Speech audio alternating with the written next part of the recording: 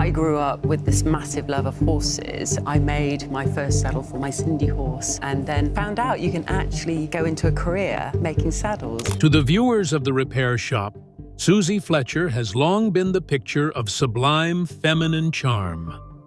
Her steady hand stitching torn saddles and worn leather with care, her soft voice offering comfort and calm to those who listened. That would be lovely if I'm going to be taking it all off to find the signature. I really, really hope it's here. I'm just going to take the leather off first. It seems so insignificant, someone's name that they wrote. It's so personal. Few knew that beneath her composed exterior lies a deeply personal tragedy, one she carried in silence for much of her life. In recent years, she began to open up about the pain that shaped her. And that's not just the heartache of loss, but a much older, deeper wound rooted in her past. What few people realized was that her story of trauma wasn't hers alone to bear. Her brother and co-star, Suzie Fletcher, shared in the same haunting childhood, marked by unspoken events that we'll explore. Join us as we uncover the heartbreaking truths that Suzie quietly carried for decades, how she found strength in her shared life with her brother, and how the restoration world became a sanctuary for rebuilding their fractured history. For over 10 years, millions across the globe found peace in The Repair Shop's soothing routine. The sound of sandpaper skimming aged wood, the soft tick of a newly repaired clock, and the tears that came when families reunited with treasured relics. In the middle of all this activity were the steady hands of Suzie and Suzie Fletcher. The two siblings whose hands seemed blessed with something rare, Suzie's light touch and gentle presence reflected patience and tenderness, while Steve was a complementary force who was focused and soft-spoken. Together, they were the soul of the shop, a steady anchor amidst stories of legacy and love. To the viewers, they were more than talented restorers. They were siblings, representing enduring loyalty, strength, and the quiet bonds of heritage. Their laughter and seamless teamwork all spoke to a harmony that felt nearly flawless. Yet, hidden behind the warm grins and skillful fingers was a private truth filled with pain, endurance, and unspoken wounds that had been carefully concealed. Viewers occasionally noticed fleeting signs, from a glimmer of sorrow in her eyes when a project stirred memories of loss, to a subtle pause in Steve's movement when talk edged too close to personal territory. Hints of something unspoken whispered through these small moments. But no one could have guessed just how deep those hidden scars ran. Before we go into the dark traumas buried beneath time but unhealed, let's talk about The Repair Shop. The sacred sanctuary they built together hid and healed their pain. The story behind The Repair Shop, from quiet gem to national treasure. In an age of fast fashion, throwaway culture, and mass production, The Repair Shop suddenly emerged on screen with something different. It offered something radically different from the usual trend of a quiet reverence for craftsmanship, emotional storytelling, and the beauty of restoration. Since its introduction in 2017, the BBC series has become one of the most beloved and enduring shows on British television. With a cast of expert artisans, heartwarming guest stories, and an atmosphere of soothing calm, The Repair Shop has grown from a regular daytime program to a cultural phenomenon with international acclaim. The Repair Shop first aired on BBC Two on the 27th of March 2017 and was created by Ricochet, the production company behind other popular reality series like Super Nanny and Food Unwrapped. The concept was quite simple and direct.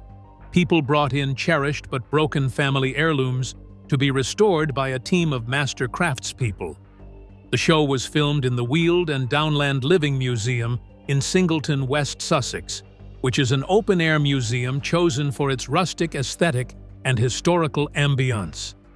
This setting quickly became as iconic as the repairs themselves, lending an air of timelessness and authenticity. Initially, The Repair Shop was scheduled as a daytime filler, an experiment in gentle, slower-paced television that many assumed would be short-lived. The early episodes featured host Jay Blades alongside a rotating cast of specialists including furniture restorer Will Kirk, horologist Steve Fletcher, ceramicist Kirsten Ramsey, and later Suzie Fletcher. The tone was gentle, quiet, and almost meditative, an antidote to the often chaotic world of reality TV. At its core, The Repair Shop is about far more than fixing old objects. Each episode follows a set formula. A guest arrives with a damaged item, usually something with deep personal significance, like a clock, a teddy bear, a radio, or a piece of furniture. As the object is restored, its backstory is revealed, often linked to a deceased loved one or a long-forgotten family tradition. Unlike other restoration shows that focus on profit margins or before and after spectacles, The Repair Shop is about sentiment, memory, and connection. The repairs are meticulous, and the process is slow and respectful. Viewers are shown the handwork and dedication that go into each fix, making the reveal deeply emotional. This unique blend of storytelling and craft quickly drew a loyal following. People weren't just watching for the transformations, they were tuning in to feel something real and sentimental at its core. The show quietly built momentum during its first few seasons.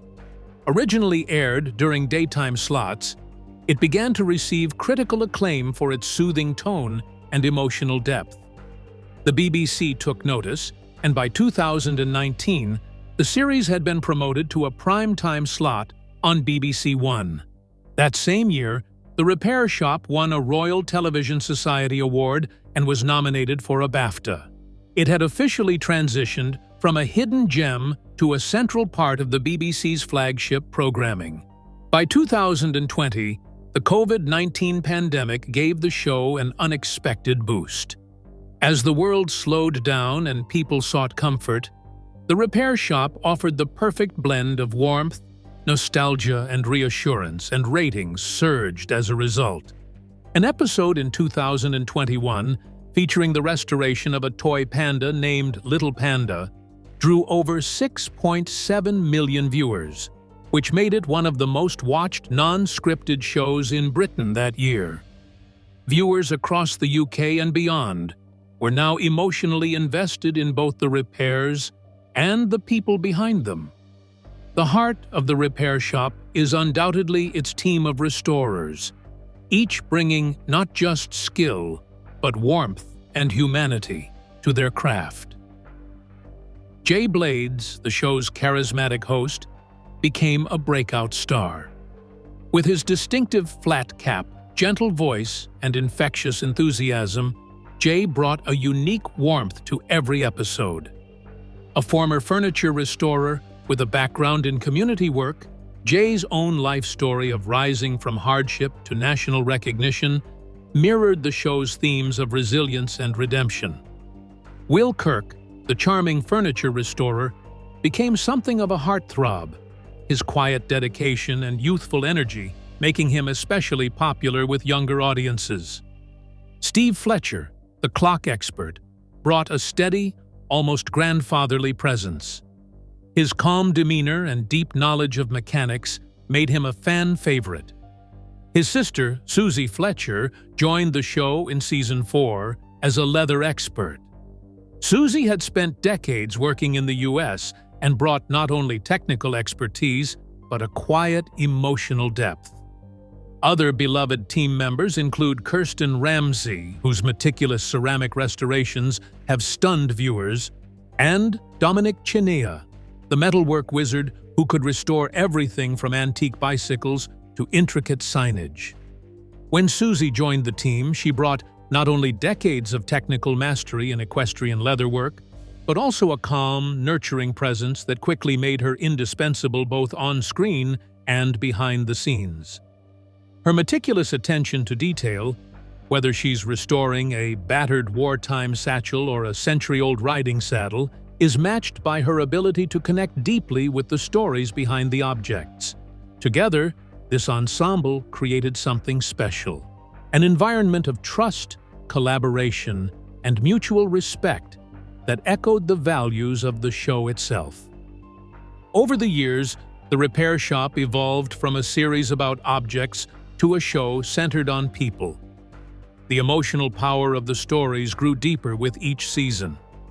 Some repairs brought guests to tears, while others prompted laughter, gratitude, or long-awaited closure.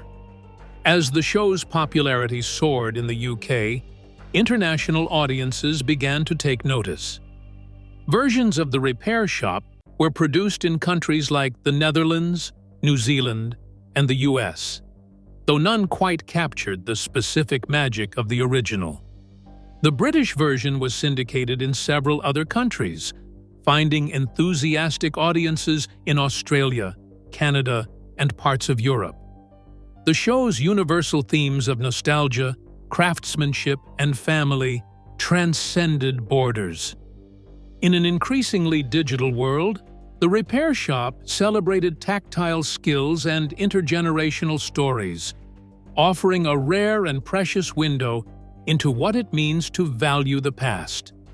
With its growing fan base, the repair shop expanded beyond the screen.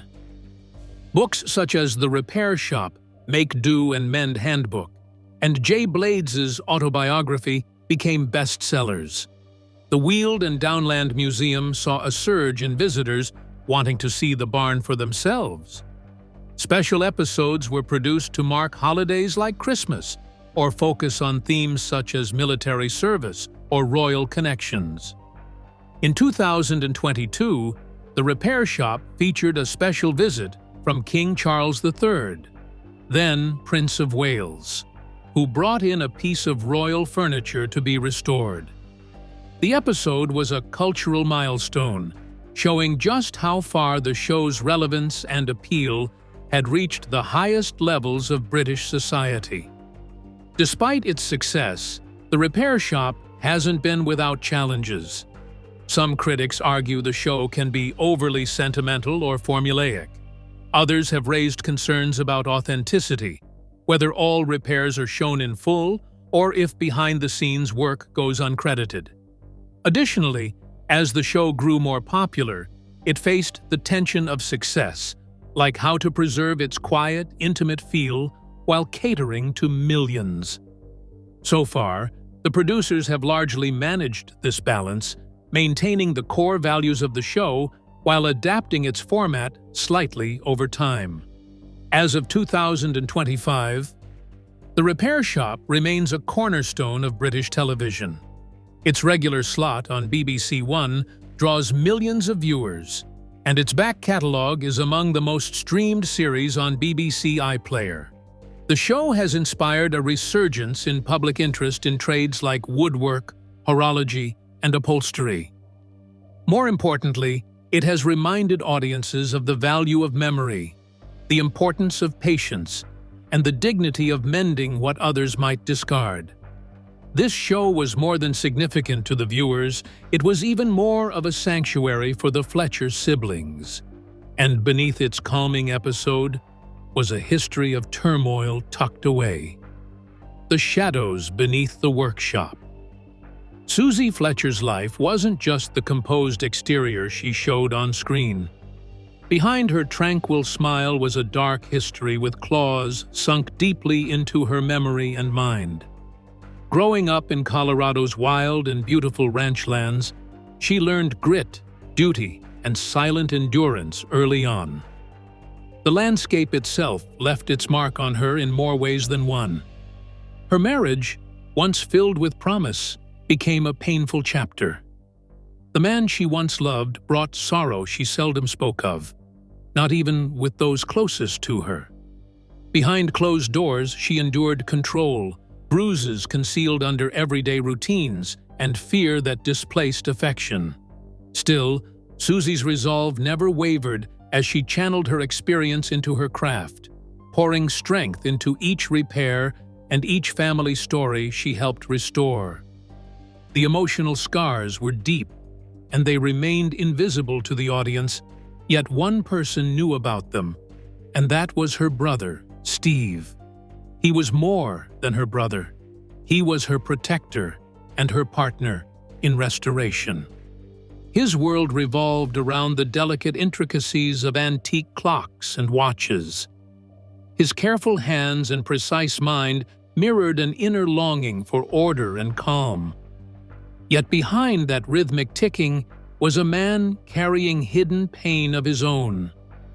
Away from the spotlight, he juggled the weight of shielding Suzie, managing family wounds, and maintaining the repair shop as a space of healing for her, for him, for their legacy. Their childhood home in Oxfordshire was filled with contradictions. On the outside, it appeared worn but full of charm with its creaky floors, wallpaper faded by time, and rooms echoing with family memories. 4 siblings filled the house with laughter, projects, and activity.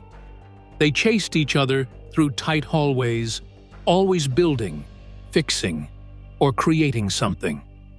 There were birthday cakes from scratch, family dinners, and the constant scent of tea brewing in the kitchen.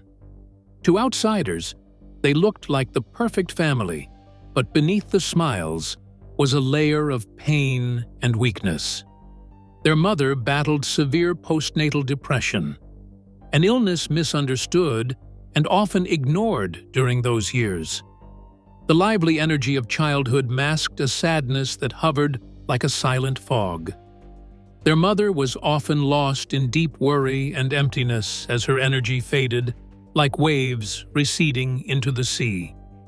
Their father tried to hold the family together, but collapsed under the immense strain. He was also a man troubled by his fears, yet he tried his best to keep his family strong, even as he found himself crumbling under the pressure. Eventually, he suffered a breakdown, a terrible one that stripped away his veil of strength and exposed his raw struggle. At times, the children were sent to stay with relatives, a quiet effort to shield them from the turmoil. They lived in a house where joy coexisted with sorrow, and love often wore a mask. Steve and Suzie later looked back on those days with a mixture of honesty and grace. He shared how their mom suffered terribly from postnatal depression and how, with his dad, it wasn't just sadness but a deep isolation that overwhelmed them. He couldn't cope and eventually suffered a breakdown himself, which made it all the harder on them as kids. Suzie added with a deep sense of reminiscence, "Looking back, I feel so much for Mum. Back then, nobody truly understood how serious it was. The treatments were crude things that would be considered barbaric today. She was stuck in a system that didn't know how to help her." Despite those early hardships, their memories of their parents were not solely of pain. There was affection, too, and the kind of honesty that only comes from lived experience. Steve acknowledged, "We had our struggles, but we also had each other. Somehow, we made it through. It didn't break us, at least not in the way people might expect." As Suzie reached her 30s, she made a life-altering choice when she made a choice to leave behind the green fields of Oxfordshire and began a new chapter in Colorado, USA. To others, it was an adventurous move which was bold, fresh, and full of potential. For Suzie, it was more of a flight from old wounds as much as it was a quest for new beginnings. The wide-open spaces of Colorado gave her road to breathe, and it offered a break from the emotional confinement of her early life. In America, she found love, or so it first seemed. She married Rob, a man who became a quiet but important chapter in her story. To repair shop fans, Rob remained invisible, merely a ghost in her narrative, never appearing on camera, never mentioned. Unfortunately, presence didn't equate impact in his case, and behind the scenes, she endured a relationship marked by struggle and emotional toll. Though rarely shared, the pain of those years shaped who she became. Instead of allowing suffering to define her, she turned it into her strength. These trials left a permanent imprint, one that deepened her empathy and purpose. Every object she restored, every family she comforted on the show, all reflected a journey of healing, not just for others, but for herself.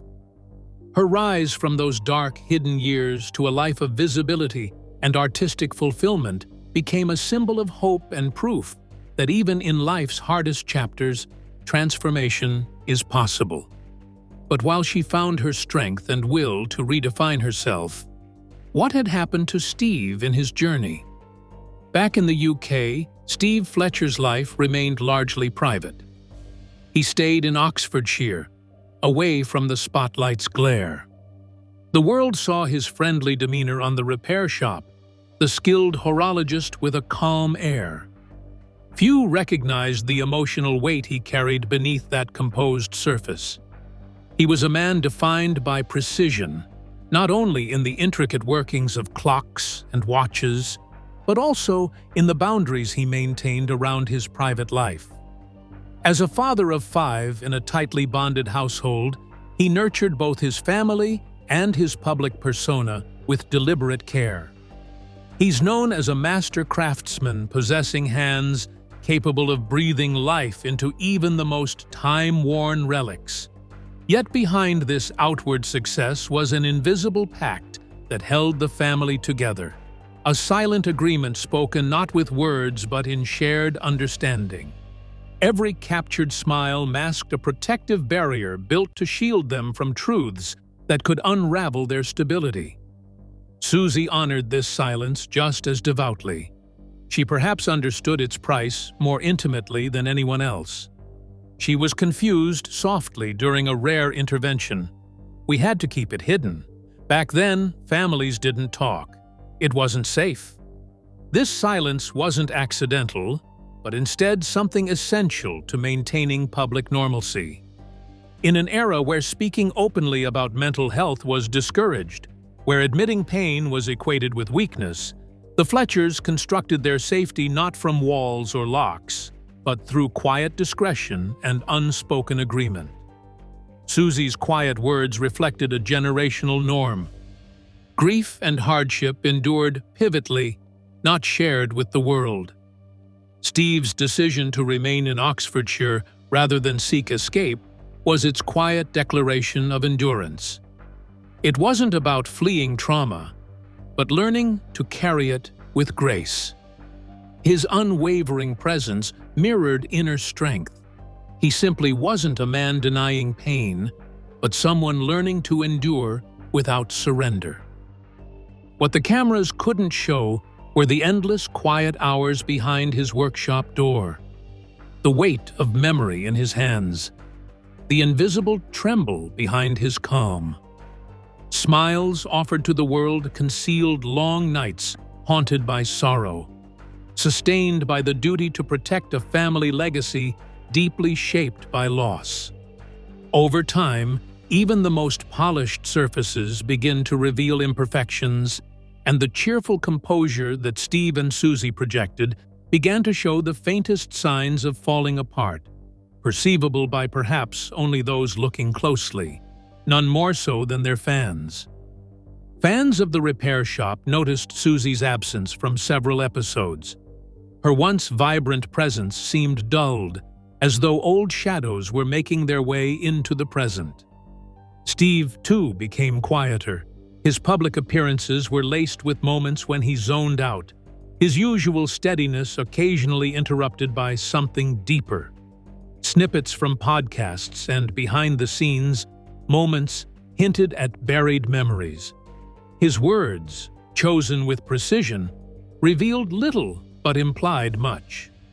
Devoted fans, drawn to their warmth and authenticity, began to wonder what was truly hiding beneath the surface of those familiar smiles. Their collective silence, once seen as dignified privacy, began to resemble a subtle plea for understanding, for compassion, for space to carry some hidden pain. Now, the focus of their fans' attention and curiosity was on the true nature of this seemingly quiet despair or trauma that seemed to resurrect now and then. Shadows of pain rise into light. As the public leaned in with their growing curiosity, the Fletchers' story had shifted. Anticipation had given way to revelation, and it was not a story of scandal, but one of vulnerability. No longer was their story just about restoring treasured items. It had become a deeper narrative of surviving hardship, protecting loved ones, and weathering emotional storms with quiet courage. This wasn't a sudden disclosure. It was a slow unraveling, one that had a long reckoning, which had finally reached its moment of release.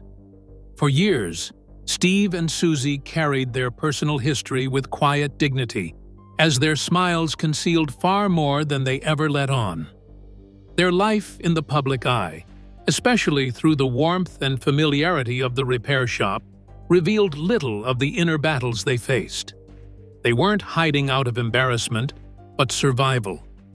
The world saw polished performances, calm demeanor, and passionate dedication to their craft. But the truth was always far more complicated. Pain doesn't always announce itself. It can hide behind gentle eyes and kind words, tucked deep beneath practiced calm. Then, finally, came a shift. Not in a tabloid article or TV interview, but in a podcast, raw, unfiltered, personal, and deeply human. Words cautiously offered at first, as if unsure whether they should finally be spoken aloud. But once released, the message was clear. They were done hiding their hurt. Steve spoke first, his voice steady but heavy with the weight of years spent containing sorrow. Tone bitter yet truthful, he said, "When you grow up with that kind of background, you carry it quietly. But eventually, you have to let some of it go. You can't hold it all inside forever. It starts to eat away at you." He wasn't asking for sympathy. He was instead acknowledging a truth long buried. He and Suzie had made a quiet, courageous choice to embrace vulnerability over invisibility. Even as they began to speak, much was left unsaid. What they shared was just the surface of a very complex and painful history, one they had fiercely protected for years. In a rare, extended conversation, they finally peeled back the guarded layers. Suzie's personal life, rarely discussed in public, held a harrowing secret. Her husband, Rob, had fought pancreatic cancer bravely, but as his body weakened, so did his spirit. His illness revealed a darker, more disturbing side. What began as subtle shifts soon turned into something much more terrifying as control gave way to violence. The most devastating moment, she recalled, was being lifted by the throat, her feet off the ground, unable to breathe. She recounted, "I truly thought I was going to die. He was squeezing so tightly that I thought that was it. I don't know what made him stop, but when he did, I was just left there, gasping." Her words shattered not only public assumptions, but her own beliefs. She explained how shocked she was, saying, "I never thought that could happen to me. That kind of fear belonged to other people. I thought I was safe. I believed he wouldn't hurt me." The betrayal as he transformed from a loving partner into someone capable of violence cut deeply. But within her testimony was a quiet resolve. This was the chapter she had kept hidden the longest, but it needed to be told. This was because she had come to realize that silence could easily become a prison. Speaking the truth, however painful, was freedom. For years, viewers tuned in to watch Suzie and Steve breathe life into heirlooms. They saw polished craftsmanship, heartfelt stories, and steady hands gently piecing history back together. What they didn't see was the internal resilience, and the emotional weight both siblings carried behind the scenes. The real story wasn't only in the objects, as they were living examples of restoration. Behind every repaired watch or saddle was a silent testimony of childhood pain, of trauma endured in silence, of wounds that took decades to face. The joy they shared while mending the past mirrored the personal work they were doing within themselves. Each item they repaired wasn't just a task, it was their inner child being put up for repair. They knew what it was to feel broken, and they understood the delicate hope embedded in making something whole again. This was something easily said, but not easily done. Yet they did just that, survived a dark path, and found a way to their light. For Steve and Suzie, restoration wasn't only a skill. It became their language of healing, a way of reclaiming power, of expressing pain without words, of honoring what had been lost and salvaging what could still be saved. In a rare, reflective moment, Steve once admitted, "We weren't just restoring items for other people. Each repair was part of our healing. Bit by bit, as we brought these objects back to life, we were also recovering parts of ourselves." Suzie, whose calm and gentle presence had always masked the battles she carried within, quietly echoed that sentiment. "Every stitch I made wasn't only about mending leather. It was about piecing myself back together, telling a story I hadn't yet found the words to speak." The show had long framed them as master restorers, experts in craftsmanship and care. But what it couldn't fully capture was the emotional toll behind the work. The hidden battles, the suppressed trauma, the private pain they carried beneath composed smiles and professional polish. In the spotlight, they were expected to maintain grace, to perform calmly, even as the weight of their past loomed heavily behind the scenes. There was little space for vulnerability, no room for unraveling. Yet through it all, what sustained them was their bond, an unspoken sibling connection that anchored them when everything else felt uncertain. That connection found its voice in quiet moments like late-night talks, shared glances, mutual silences, and in their shared determination to keep moving forward. They weren't just restoring antiques. In truth, they were repairing themselves. When Suzie and Steve finally chose to open up about their private struggles, the response was immediate and profound. Audiences who had only known their steady hands and calm demeanors suddenly saw the depth of the people behind the workbenches, people who had endured more than anyone could have guessed. They spoke of abuse and childhood wounds that had never fully healed, shadows that had followed them for decades. They spoke of mental health challenges suffered in silence, of the inherited weight of generational trauma that had become a legacy threatening to shape them time and again. Despite it all, they chose empathy. They chose to keep showing up, not just for the heirlooms but for the hope those restorations symbolized. Their work became a quiet revolution, a tribute to resilience and to the belief that broken things, including people, could be made whole again. At the heart of this reckoning was Suzie's brave revelation. After years of silence, she shared her truth with courage and clarity.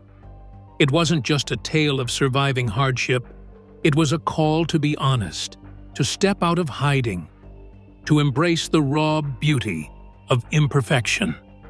What do you think about Suzie and Steve's story? Drop your thoughts in the comments below.